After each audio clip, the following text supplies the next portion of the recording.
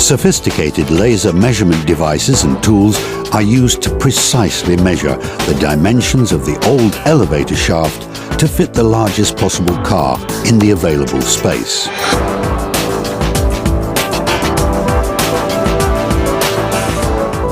All relevant issues are documented so that the site process can be planned in detail to minimize elevator downtime and disturbance. First, the old elevator is dismantled completely.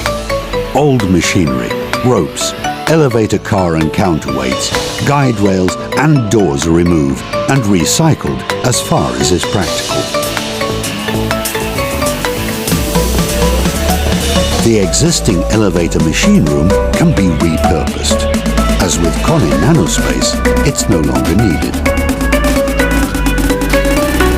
When the shaft is empty, the door openings are closed with temporary plywood panels and barriers to ensure safety and minimum disturbance to tenants. The shaft walls and pit are clean and can be painted if required. The shaft is now ready for installation. Installation begins from the pit. The lowest guide rails are precisely positioned and fixed to the walls. They create the framework that keeps the car sling and the car in an upright position as they are built between the first rails.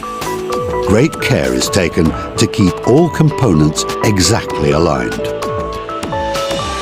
The car body is assembled inside the sling frame and will be used as an installation platform in the upper parts of the shaft. All shaft components, guide rails and shaft electrical work, are installed from the top of the car as it is moved up the shaft using a temporary rope hoist. The guide rails for the two balancing weights are installed in a similar manner. They utilize the otherwise wasted shallow space left between the car and the shaft walls next to the car guide rails. This is how the maximum shaft area can be utilized for a larger elevator car.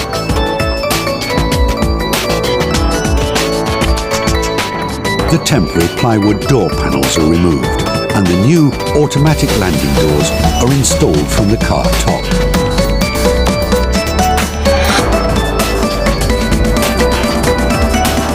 The elevator controller is installed on the lowest floor level so that it's close to the new KONE EcoReal hoisting motor. When the shaft components, electrics and landing doors are in place, it's time to bring in the new KONE EcoReal hoisting unit and fix it in the pit.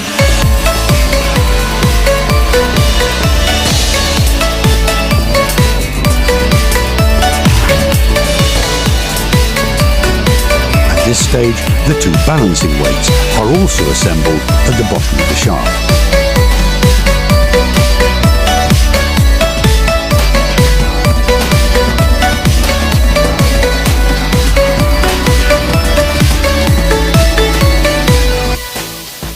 When the hoisting machine is installed and the balancing weights assembled, they are connected by belts from the underside.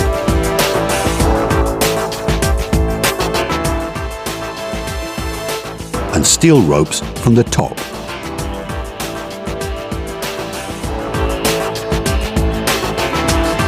So the elevator can be operated by its own motor power. When final adjustment tests are completed, the official elevator inspection can be carried out. The brand new elevator is handed over to the customer. It took as little as 2 weeks from dismantling to first passengers.